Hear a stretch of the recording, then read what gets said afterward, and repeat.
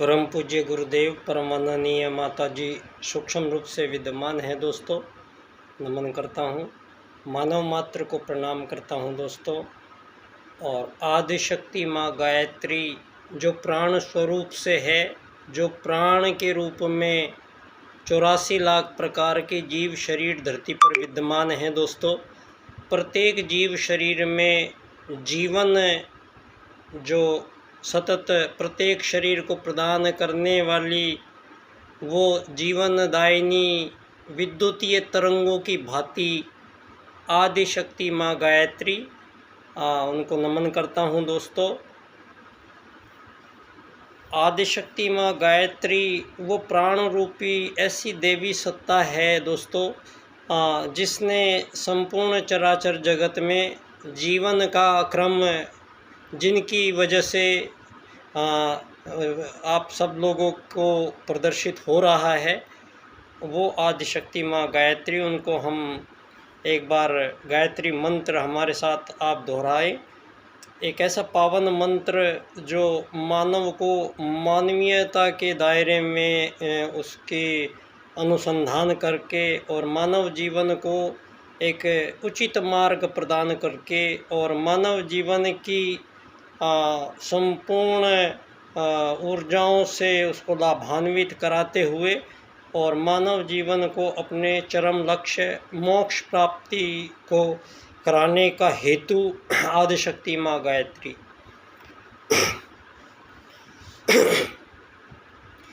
ओम भूर्भुवः स्वः तत्सवितुर्वरेण्यं भर्गो देवस्य धीमहि धियो यो नः प्रचोदयात्। ओम गुरुर्ब्रह्मा गुरुर्विष्णु गुरुरेव महेश्वर गुरुर्साक्षात् परब्रह्म तस्मै श्री गुरुवे नमः। परम पूज्य गुरुदेव दोस्तों, सूक्ष्म और कारण रूप से आज अपने निश्चित मार्ग और निश्चित घोषणा की ओर बहुत तेज़ी से अग्रसर होते हुए आपको दिखाई देंगे। परम पूज्य गुरुदेव ने दोस्तों एक ऐसे काल में जिसको कलयुग कहा गया, और कलयुग काल में भी ऐसा एक काल जहाँ सारी मानव जाति के बीच में इतने भ्रम और इतने विभेद पैदा हो चुके हैं कि मानव जाति आज सारी मानव जाति आपस में ही पहले तो आज़ाद देशों के रूप में एक दूसरे से युद्ध लड़ रही है, फिर एक देश के रूप में भी मानव जाति सारी हर आज़ाद देश में सारी मानव जाति अमीर गरीब मालिक नौकर के भेद में फंसी पड़ी है, जंजाल में जकड़ी पड़ी है। और सारी मानव जाति के बीच में आज जो पूरा सुनियोजित करके मानव जीवन की दिशा को जो भौतिक दर्शन के आयाम में संपूर्ण मानव जीवन की परिभाषा और संपूर्ण मानव जीवन का कर्तव्य आज एक ऐसी दिशा में चला गया है जो मानवीय दिशा नहीं है दोस्तों, और जो दिशा बहुत ही उल्टे मार्ग पर मानव को तेज़ी से बढ़ाए लेके चली जा रही है। दोस्तों आज हम 2024 ये चल रहा है, ईस्वी का सन चल रहा है, और इस ईस्वी में दोस्तों हम आए हैं क्योंकि यहाँ पर ये जो मानव आते हैं धरती पे, जिंदा रहते हैं, जीवन लेके आते हैं, और मानव क्या संपूर्ण 84 लाख प्रकार के और भी ऐसे छोटे बड़े भिन्न भिन्न भांति के जीव शरीर हैं जो एक बार यहाँ जन्म लेकर आते हैं। और सभी जीव जो जन्म लेते हैं वो पहले छोटे होते हैं, फिर वो वृद्धि प्रारंभ होती है उनमें। जीवन का नाम ही वृद्धि और गति से नापा जाता है। तो वो शरीर धीरे धीरे जो बच्चा होता है दोस्तों, यहाँ जो मानव धरती पर ये मानव के शरीर में जो जीव चेतना आत्मा जो आई है, ये हमारे वेद सूत्रों से संचालित संपूर्ण चराचर जगत में प्रारंभ काल जब धरती पर मानव आगमन का, क्योंकि हम बात करेंगे मानव की, तो मानव हमसे पहले भी यहाँ रह के गए हैं और उनसे पहले भी रह के गए हैं। तो ये पहले से पहले आज 2100 साल की बात की जाती है धरती पर, और इस तरह का मानव के बीच में एक भ्रम फैलाया गया है कि मानव, मान लो कि जैसे ईसा के बाद में ही यह धरती पर आया हो। एक ऐसा इन्होंने खड़ा किया है प्रपंच, और जो विभिन्न प्रकार से इन्होंने सिद्ध करने की कोशिशें की हैं धरती पर। इन्होंने परमाणु सिद्धांत दे के डाल्टन के द्वारा, और जीव विकास क्रम डार्विन और चार्ल्स के द्वारा इन्होंने पूरी दुनिया में मछली से बंदर से इंसान बनने की एक ऐसी वैज्ञानिक कहानी घड़ी गई है जो सारे संसार में आज सभी मानवों को लगभग यही बात बताई गई है कि मानव का जो जन्म हुआ वो क्रमिक विकास से हुआ। वो पहले बंदर से इंसान बने, और फिर मानव जंगलों में रहता था, फिर उसने आग जलानी सीखी, फिर उसने मांस खाता था और नंगा रहता था। ये सारी जितनी भी बातें बताई गई हैं, ये दोस्तों हमें बहुत ही अधूरा ज्ञान ये मिल पाता है, क्योंकि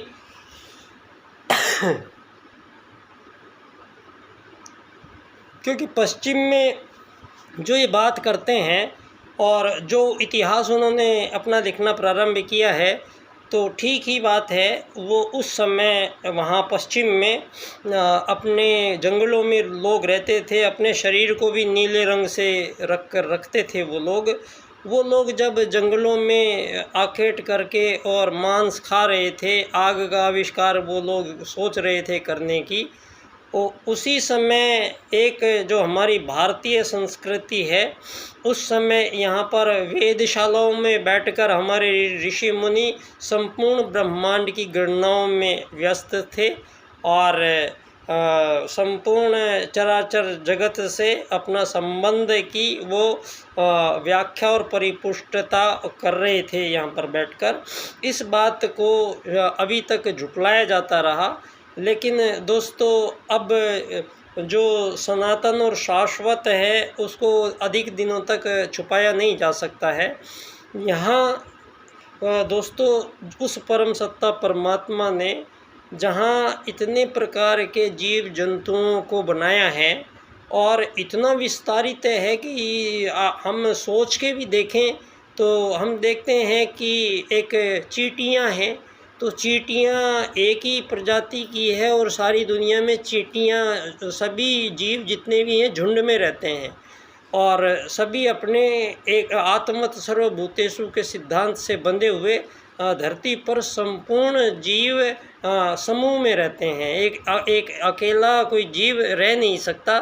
वो इसीलिए नहीं रह सकता क्योंकि परमात्मा ने जिसका ये खेल रचा हुआ है दोस्तों, वो जब भी कोई यहाँ क्रिएशन हुई है तो क्रिएशन शब्द बाद में बनता है, पहले शब्द बनता है क्रिएटर। तो क्रिएटर अगर शब्द नहीं लिखा जाएगा तो धरती पे क्रिएशन लिखा ही नहीं जा सकता है। तो पहले क्रिएटर शब्द लिखा जाएगा। तो क्रिएटर जब कोई क्रिएशन करता है तो पहले वो प्रत्येक क्रिएशन के बारे में पूरी आइडियोलॉजी उसकी अपने एक पेपर पे उतारता है। जब भी कोई चित्रकार कोई चित्र बनाता है पहले एक मानसिक चित्र बनाता है, जब कोई प्लानिंग करता है तो उसके बारे में रूल्स एंड रेगुलेशन बनाता है। इसी प्रकार से जब वो परम सृष्टा परमात्मा जो इस धरती पर 84 लाख प्रकार के जीव जंतुओं का जो निर्माण किया गया है, पहली बात तो ये है कि जितने भी चिड़िया, तोता, चींटी, हाथी, शेर, कौवा, बकरी, ऊँट, ये सारे के सारे जितने भी जीव हैं, इनमें जो ये बने हैं, इनका शरीर जो बना है वो 5 तत्वों से मिलके बना है।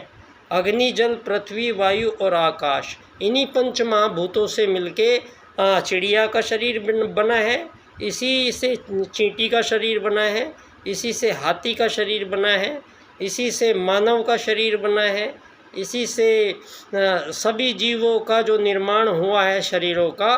तो सब में कॉमन बात क्या है? कॉमन बात है कि सब पंच महाभूतों से शरीर बनाए हैं। इस प्रकार से हुआ, जिस प्रकार से चाक पे कुम्हार मिट्टी चढ़ा दी जाती है और चाक को घूमता है, और कुम्हार जिस प्रकार के अपने हाथों से वो दिए भी बनाता है, वो घड़े भी बनाता है, वो उसी मिट्टी से भगवान के चित्र भी बनाता है, पशु पक्षियों के चित्र भी बनाता है। तो इसी प्रकार से प्रत्येक चित्र बना के रख दिया गया और ये पंच महाभूतों से बने हुए शरीर बना दिए गए। और इन शरीरों को अब दोस्तों ये पंच महाभूतों से ही बने शरीर हैं। ये इनमें सब शरीरों में एक ही तत्वों का प्रयोग हुआ है। तो मूल रूप से इनके निर्माण की प्रथम जो इकाइयाँ हैं वो सब समान हैं।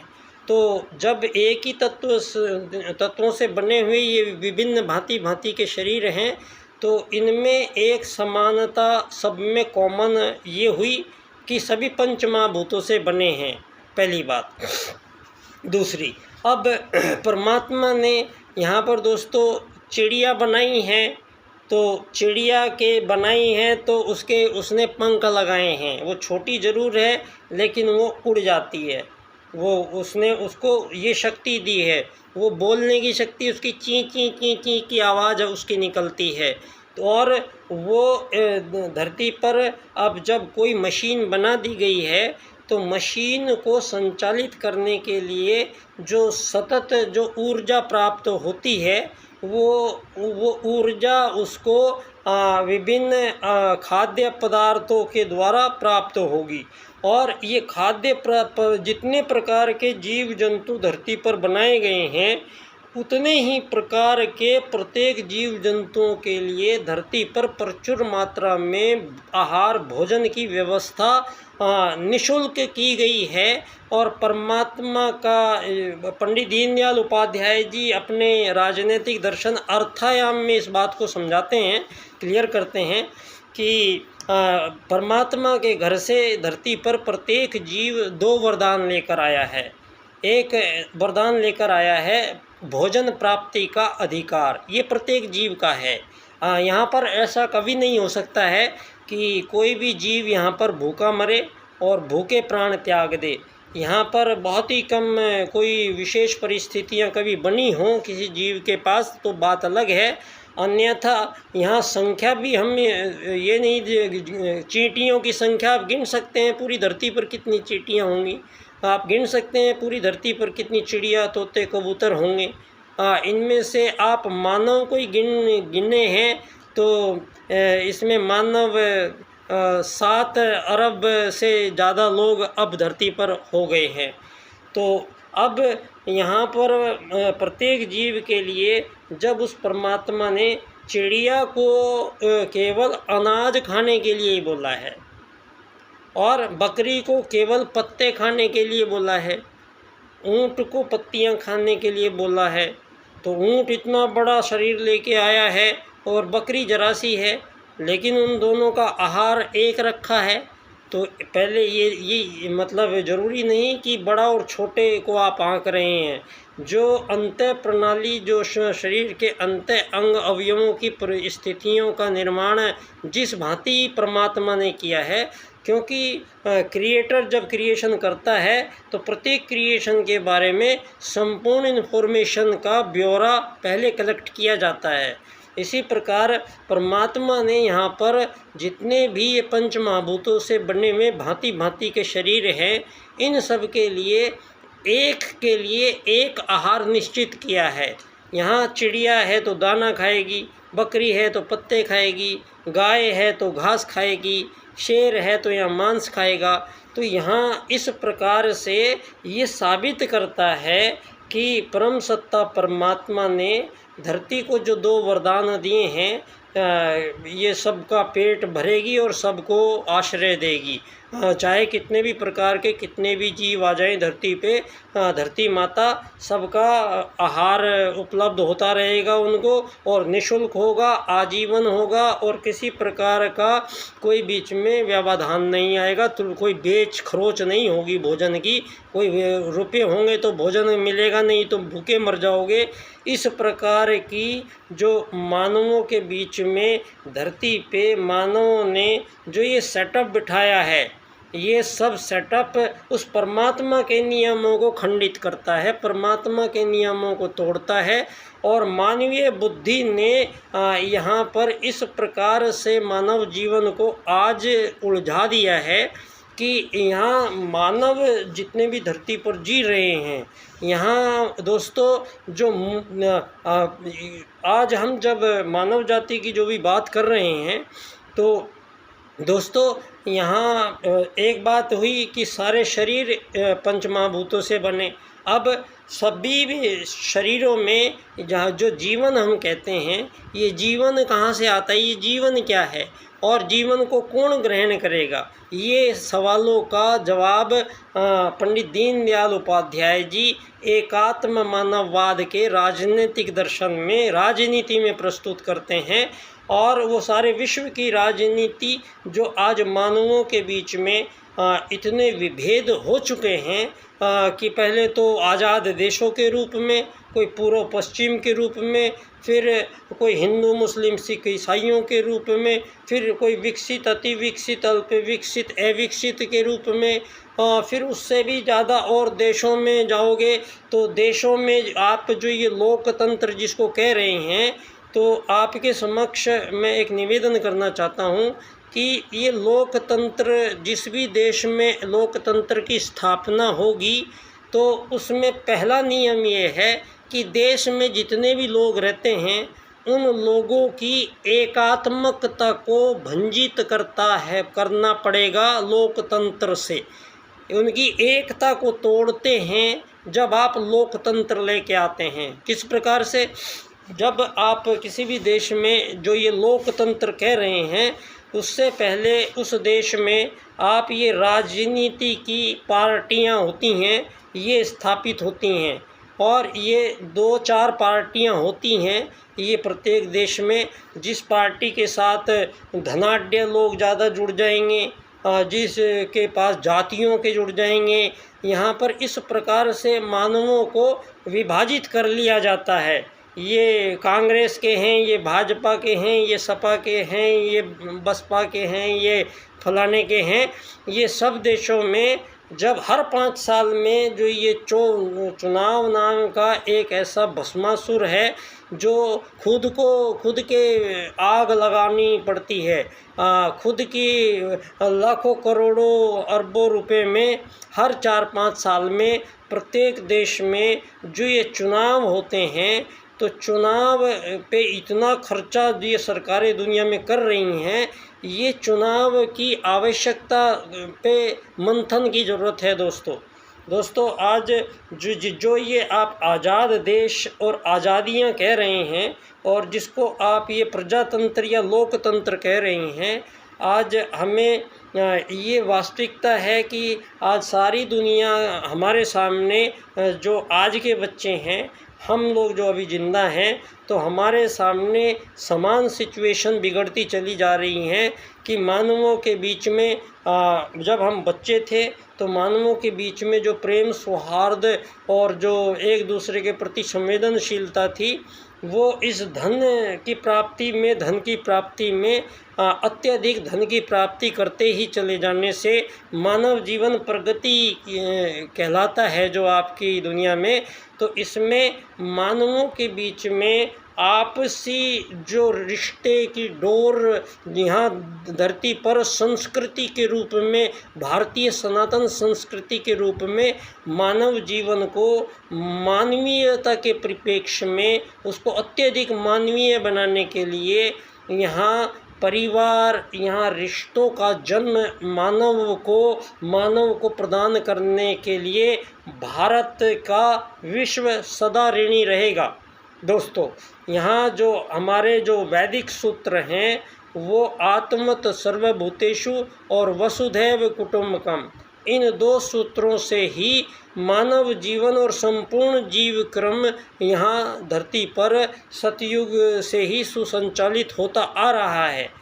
यहाँ सतयुग में जब मानव आए प्रथम काल में, तो यहाँ किसी राजा प्रजा दंड दांडी की जरूरत नहीं थी। इसका मतलब ये है कि परमात्मा ने जो भी मानव जीवन को यहाँ पर धरती पर भेजा है, जो भी उसको मिला है, जो भी उसके कार्य हैं, उनमें किसी भी प्रकार की कोई त्रुटि नहीं थी। और मानव स्वयं में सबसे बुद्धिजीवी जीव जो बताया गया है, वो मानव को सर्वश्रेष्ठ शरीरधारी इसलिए भी कहा जाता है कि ये एक मानव जो शरीर है, ये बाकी 84 लाख प्रकार के जितने भी जीव शरीर हैं, ये उन सब से विशेष इसलिए है कि इसके जो बाहर से ये शरीर दिखाई दे रहा है स्थूल रूप से, इसके सूक्ष्म और कारण स्तर पे जब इस शरीर के अंदर जागरण होता है, तो इस शरीर के द्वारा संपूर्ण ब्रह्मांड से इसका जुड़ाव साबित होता है। और मानव देह के द्वारा संपूर्ण चराचर जगत में संपूर्ण प्रकार से मानव अपना संबंध स्थापित करने की योग्यता रखता है। क्यों? आत्मत सर्वभूतेषु। पंडित दीनदयाल जी कहते हैं एकात्म मानववाद में कि मानव मूल रूप से शरीर नहीं है, एक आत्मा है, और एक आत्मा ही उसका परिचय है, शरीर मानव का परिचय नहीं है। तो एक आत्मा जब मानव का परिचय हो जाता है, तो सभी आत्मा में कोई भिन्नता नहीं है दुनिया में। यहाँ तक कि जो आज स्त्री और पुरुषों के बीच में जो दो ऐसे विभेद पैदा कर दिए गए हैं, और इन्हीं को इतना ज़्यादा धरती पर इनके बीच में संबंधों में जो गड़बड़ हुई है, तो धरती पर सारा जो वातावरण है वो विषाक्त हो चुका है। आज दोस्तों, यहाँ धरती पर जब प्रथम बार यहाँ पर स्थितियाँ बिगड़ने लगी, जब धरती पर भगवान का ये जो आश्वासन है यदा यदा ही धर्मस्य, भारत में इस विचार पे यहाँ पर 9 बार अवतार को धरती पर आए हैं, और उन्होंने जो परिस्थितियाँ बिगड़ी हुई थी उनको और सुधार कर मानवीय स्थिति में उसको और ले जाने की ओर यहाँ परमात्मा स्वयं इस धरा पर अवतरित हुए हैं। और भगवान श्री राम का तो आगमन जब धरती पर हुआ, तो तब ऐसे समय हुआ कि उससे पहले सतयुग था। सतयुग में किसी को कुछ कहने बताने की ज़रूरत नहीं थी। धर्म अर्थ काम मोक्ष की स्वतः संचालित जीवन प्रक्रिया के माध्यम से मानव आते थे, रहते थे और मोक्ष प्राप्त करते थे। हजारों साल उम्र लेके आए थे। तो यहाँ पर क्योंकि उनके आहार में जो सात्विकता थी, चारों तरफ सात्विकता थी, सात्विकता ही मानव का, सात्विकता का मतलब ये है ईंधन, फ्यूल। आप मोटरसाइकिल में पेट्रोल डालोगे तो चलेगी, आप उसमें मिट्टी का तेल डाल दोगे तो कैसे चलेगी। तो इसी प्रकार से जैसा खाए अन्न वैसा बने मन, कहने को तो बहुत छोटा सा है, लेकिन इसके प्रभाव इतने विनाशकारी और विपरीत धरती पर आए हैं कि मानव ने, चिड़िया ने तो दाना खाना नहीं छोड़ा, गाय ने घास खाना नहीं छोड़ा, हजारों लाखों साल हो गए हैं, वो अपने नियमों पे अटल हैं। जो जीव जंतु सब अपने नियमों पर अटल हैं, वो उसी प्रकार से अपने जीवन क्रम को आज भी जी रहे हैं। किसी भी जीव को अगर कोई दिक्कतें हुई हैं, तो वो मानव की दी हुई दिक्कतें हुई हैं कि मानव अगर यहाँ मोबाइल प्रयोग करने लगा तो कई सौ प्रकार की छोटे जीव जंतुओं की जीव प्रजातियाँ ख़त्म हो गई। फिर ये 3G 4G और 5G जो आया है, इसके कारण तो और भी भयानक स्थितियां बनने की ओर इशारा वैज्ञानिक पहले ही कर चुके हैं। लेकिन यहाँ इन चीज़ों को दबा दिया जाएगा, क्योंकि सारा पूंजीवाद जो है, पूंजीवाद प्राइवेट सेक्टर के हाथ में आज षड्यंत्र पूर्वक सारे विश्व ने दे दिया है। और यहाँ मानवों के जीवन की चिंता नहीं है किसी को। मानवों को अत्यधिक आनंद प्रदान करने के लिए भौतिक संसाधनों को यहाँ बनाते चले जाना, और एक विशेष वर्ग ही है धरती पर जो इनका आज 150 साल हवाई जहाज़ को बने हुए हो गए हैं दोस्तों। और मैं पूछता हूँ कि भारत में कितने लोग होंगे जो आज तक हवाई जहाज़ में सफ़र कर पाए हैं। तो आज मुश्किल से 10 या 15% से ज़्यादा लोग आज भी हवाई जहाज़ में नहीं बैठ पाए हैं। आप लोगों का जो ये विज्ञानवाद है, जो ये पूंजीवाद है, विकासवाद है, जो आप सारी दुनिया को जो आप ये विकासवाद या उसको अपनी उन्नति प्रगति कह रहे हैं, तो आपने ये भी नोट करना पड़ेगा कि जब से ये धरती पर आपके पूंजीवादी नव पूंजीवादी व्यवस्थाएं एक षड्यंत्र पूर्वक धरती पर, क्योंकि पहले एक राजा एक प्रजा का विधान था, रूल एक ही था, फिर बाद में रूल आया कि एक सरकार और एक जनता का रूल होगा। तो जनता का सारा काम सरकार करेगी, इसीलिए सरकार का गठन लोगों ने किया था। और ये सरकारें, आज़ाद सरकारें जो कहलाई, ये इन आज़ाद सरकारों को इतनी आज़ादी दी गई है बस कि ये अपनी उस जनता से टैक्स जितना चाहे वसूल कर सकती हैं, और ये उनसे इतना टैक्स वसूल कर लेती हैं। अब ये आज़ाद सरकारें, ये सारे जो चुनाव कर के आते हैं, ये सारे पैकेज आधारित सरकारें हैं। ये जो इनकी सरकार, जो ये सारे आज़ाद देशों में इन सरकारों को चलाने के लिए जो मौलिक नियम हैं, उन मौलिक नियमों में कोई बदलाव नहीं है। यहाँ सारी धरती पे जितने भी, ये पहली बात तो ये है कि सभी जीव प्रजातियों में आत्मत सर्वभूतेषु वसुदैव कुटुम्बकम का सिद्धांत, किसी भी प्रकार की आज़ादी संभव ही नहीं है। बात करना तो मूर्खता ही कहलाएगी। लेकिन हम यहाँ मानव जो सबसे बुद्धिमानी प्राणी है, आज मानव ही मानव से आज़ाद होने के लिए यहाँ पिछले 1000 साल से यहाँ पर कत्लेआम युद्ध लड़े जा रहे हैं, परमाणु बम छोड़े जा रहे हैं, रासायनिक बम छोड़े जा रहे हैं, मानवों के कत्लेआम जारी है आज भी आज़ादी के लिए। आज़ादी, और जबकि आत्मत सर्वभूतेषु का सूत्र यही कहता है कि मानवों में तो छोड़िए, आपकी आज़ादी किसी भी जीव जंतु से नहीं हो सकती, क्योंकि सब में जो परमात्मा का तत्व आत्मा एक ही है। वो संपूर्ण 84 लाख प्रकार के जो ये मिट्टी के जो शरीर हैं, सब में वही परमात्मा का एक अंश आत्मा प्रवेश करता है, तो ही उनका जीवन प्रारंभ होता है। जीवन प्रारंभ कब होगा? जब आदि शक्ति माँ गायत्री का प्राण, उस आत्मा को, प्राण को लेने की सामर्थ्य केवल आत्मा में है। किसी भी भौतिक शरीर में प्राणों को लेने की और निकालने की सामर्थ्य नहीं है दोस्तों।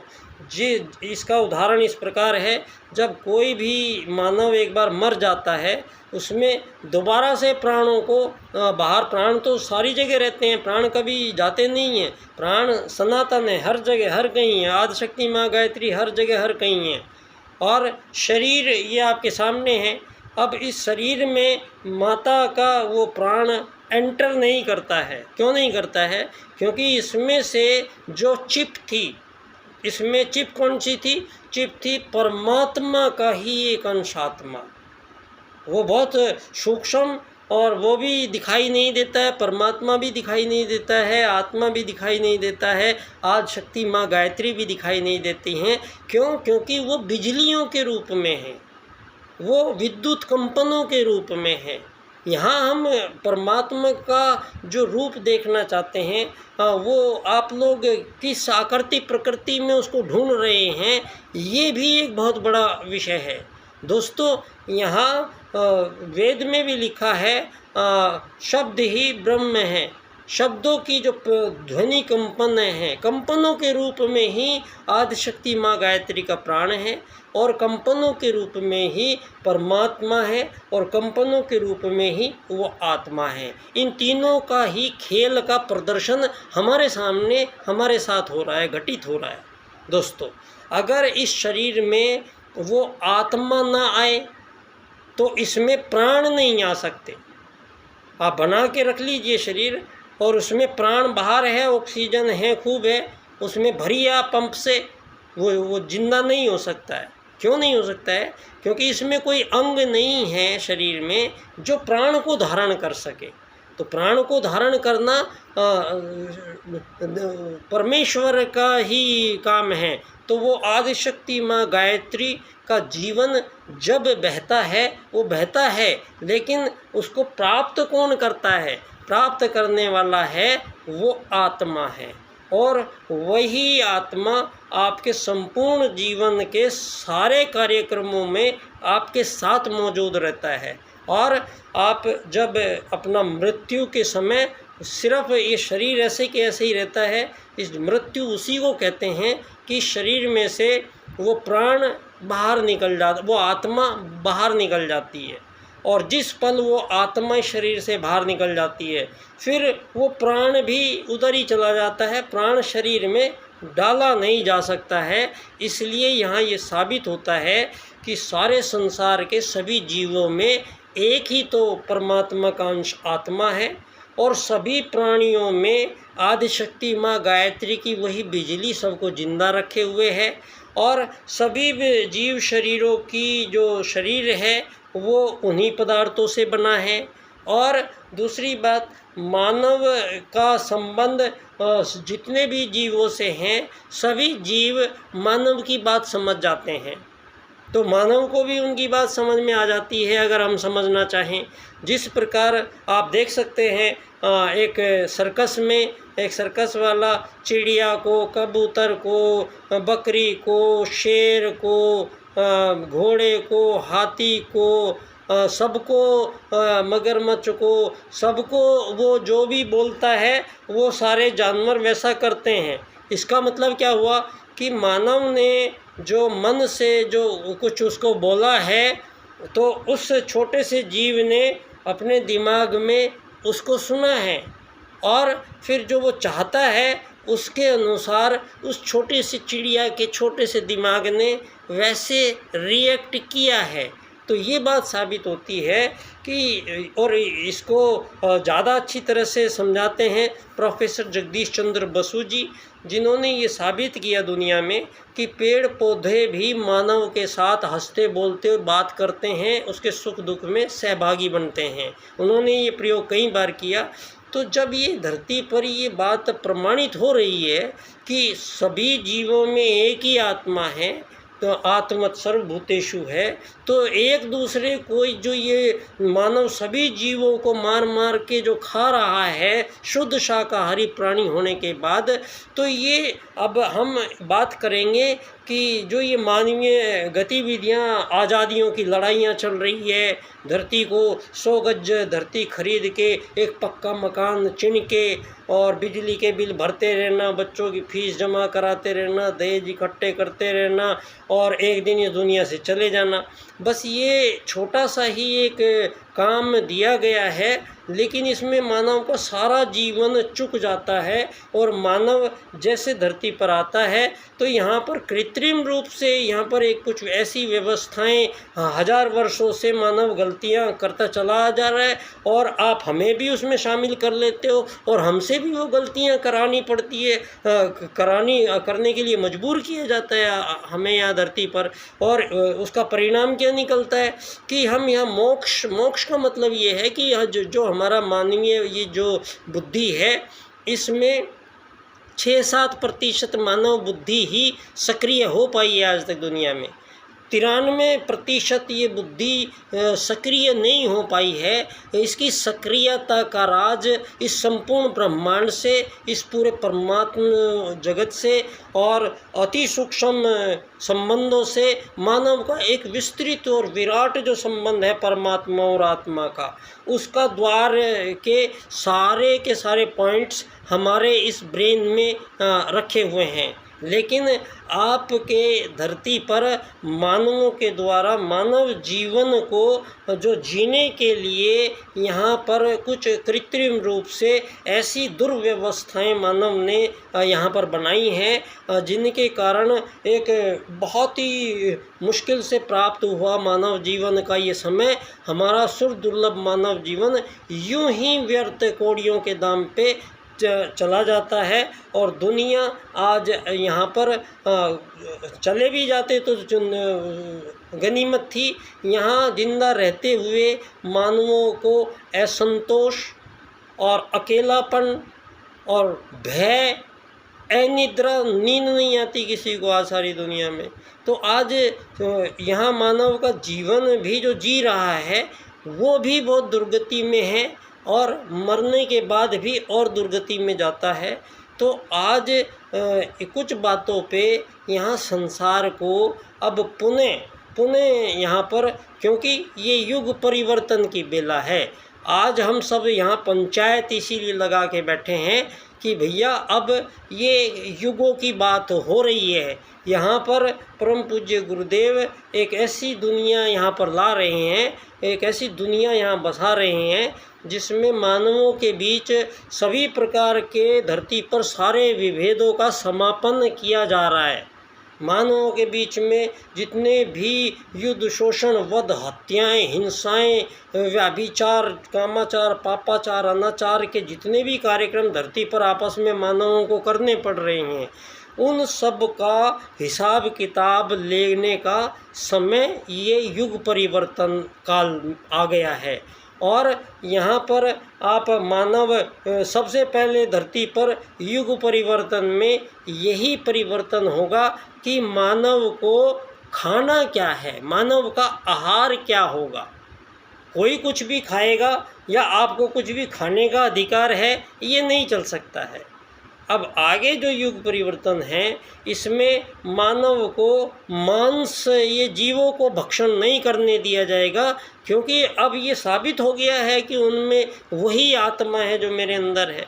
तो मानव की जो आत्मा है वो सबके अंदर विद्यमान है और मानव को इसलिए यहाँ छोड़ा गया है कि वो सबका पालन पोषण रख रखाव करेगा, ना कि उनका भक्षण करेगा।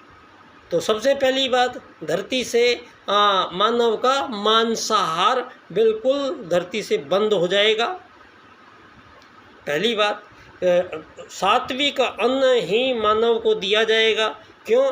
क्योंकि यहाँ परम पूज्य गुरुदेव ने पहला प्रयोग यही करके दिया है दुनिया को कि एक ये हमारी जो गौ माता है, आज ये बीफ के नाम पर सारी दुनिया जो मांस खा रही है, तो आप लोगों को ये साबित करने के लिए कि ये कोई साधारण पशु नहीं है, गाय कोई साधारण पशु नहीं है।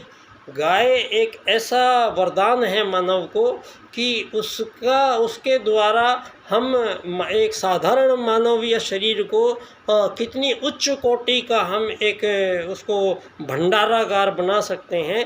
परम पूज्य गुरुदेव का धरती पर पहला प्रयोग यही समझा जाए कि उन्होंने जो गाय को जौ खिलाए और उसके गोबर में से जो जौ निकले और उन जौ को साफ़ करके उन्हीं जौ से इतनी सी एक टिकड़ी सी बना के रोटी की और उसी की गाय की छाछ से 24 साल तक इसके अलावा जीभ पे कुछ और रखा ही नहीं उन्होंने। तो ये था अन्न, क्योंकि जो हमारा शरीर है इसको विज्ञान की भाषा से समझना पड़ेगा। इस शरीर के ऊपर अन्नमय कोश, प्राणमय कोश, मनोमय कोश, विज्ञान में कोश, आनंदमय कोश, 5 कोश हैं। 5 कोश में सबसे पहला अन्न में शरीर ही है। अगर आपने अन्न ही गड़बड़ कर दिया, आपने यहाँ पर आप चिड़िया है, चिड़िया को दाना खाती है किस लिए? वो उसको पचा लेती है, उसमें सही तरह का रस और रक्त बनता है, वो निरोग रहती है। आप चिड़िया को बादाम खिला दो तो वो उसके हजम नहीं होगा, उसका रस बेकार बनेगा, रक्त खराब बनेगा। खराब रक्त शरीर में जाएगा तो सारे शरीर के अंग प्रत्यंगों में बीमारियां प्रदर्शित होंगी। ठीक इसी प्रकार से मानव जीवन का आहार जो त्रुटिपूर्ण हुआ है, इस खाने के कारण मानव में जो रस बनता है, रस में कुछ ऐसे केमिकल बन गए, उन केमिकल से वो रक्त के माध्यम से सारे शरीर में गया और तंत्रिकाओं के माध्यम से हमारे ब्रेन के कुछ खास तरीके के ज्ञान तंतुओं को जानबूझकर विश्व में सक्रिय किया गया, जिनसे कामुकता भड़कती हो, जिनसे मानव के अंदर जानवरपन आता हो। ऐसे ये इस बात का अगर हम रिसर्च करेंगे तो खुलकर बात बड़ी सामने आएगी कि कुछ ऐसे देशों ने दूसरे देशों को इस प्रकार के रसायनों का निर्माण किया है और वो रसायनों को विभिन्न माध्यम से दूसरे देशों के मानवों में पहुंचाया गया है और इस प्रकार से मानव जाति को रासायनिक स्तर से और अन्य सभी स्तरों से मानव एक दूसरे के प्रति ही यहाँ सल्टाने पे तुले हुए हैं। धरती पे आज 2 परमाणु युद्ध पहले हो चुके हैं, एक कोरोना युद्ध आपने देख ही लिया है, विश्व युद्ध। अब लास्ट का और एक ऐसा विश्व युद्ध करने की तैयारी में दुनिया बैठी है जहाँ मानव तो छोड़िए, यहाँ पर धरती पर कोई भी जीव जंतु वृक्ष वनस्पति बचेगा नहीं। तो क्या यहाँ पर ऐसा होने जा रहा है? देखने से तो ऐसा ही लगेगा आपको, लेकिन ये 2024 है और ये महाकाल का युग प्रत्यावर्तन काल का, ये संभवतः युग परिवर्तन की अंतिम बेलाओं का ये अवसर है और युग निर्माण योजना अपने अंतिम चरणों में प्रवेश करती है। और इसमें मेरा जो इसमें योगदान परम पूज्य गुरुदेव ने मुझे एक इसमें छोटा सा काम दिया कि मैं आप सब लोगों के सम्मुख परम पूज्य गुरुदेव के प्रथम शिष्य पंडित दीनदयाल उपाध्याय जी, जिन्होंने परम पूज्य गुरुदेव के निर्देशन में ही समस्त विश्व की राजनीति को पुनर्निर्धारित करने का जो कार्य उन्हें सौंपा गया था, पंडित दीनदयाल उपाध्याय जी ने विश्व राजनीति को 4 सूत्र प्रदान किए हैं और ये 4 सूत्र सारे विश्व में संपूर्ण राजनीति को नए सिरे से पुनः आत्मत सर्वभूतेषु वसुदैव कुटुंबकम के अनुरूप एक ऐसी सृष्टि का सृजन करते हैं। ये विषय आर्थिक लोकतंत्र द्वारा अर्थायाम आधारित एकात्म मानववाद की स्थापना से अंत्योदय की प्राप्ति मेरा विषय है और यही विषय मेरा एकात्म मानववाद से समग्र व संपूर्ण वैश्वीकरणवाद, टोटल एंड कंप्लीट ग्लोबलाइजेशन होगा। वह आर्थिक वैश्वीकरणवाद नहीं, अब वैश्वीकरणवाद हम ही करेंगे, लेकिन समग्र व संपूर्ण वैश्वीकरणवाद जब हम करेंगे तो यही हमारा वसुदैव कुटुंबकम होगा और जब वसुदैव कुटुंबकम होगा तो धरती की सारी सीमा रेखाएं समाप्त हो जाएंगी दोस्तों, कोई भी सीमा रेखाएं धरती पे बचेगी नहीं और मानवों के बीच किसी भी प्रकार का विभेद बचेगा नहीं। सारे विश्व के मानव एकात्म मानववाद के अनुसार ही सारी मानव जाति की राजनीति का अर्थायाम से निर्धारण किया गया है, जहाँ किसी भी मानव को आजीवन ना तो किसी को धन की कमी आएगी जीवन में और ना किसी के पास अधिक होगा। ऐसा पंडित दीनदयाल उपाध्याय जी के अर्थायाम आधारित एकात्म मानववाद से ऐसी राजनीति 7 अरब लोगों के लिए बनाई गई है। उस राजनीति पर ये किस प्रकार से ये इम्प्लीमेंट होगा, ये किस प्रकार से इसमें कौन कौन से क्लूज़ होंगे, इनको विस्तार पूर्वक मैं आपसे चर्चाएं करता रहूँगा। परम पूज्य गुरुदेव को मैं पुनः नमन करता हूँ और आदिशक्ति माँ गायत्री को हम पुनः अपने अंतःकरण में धारण करते हैं।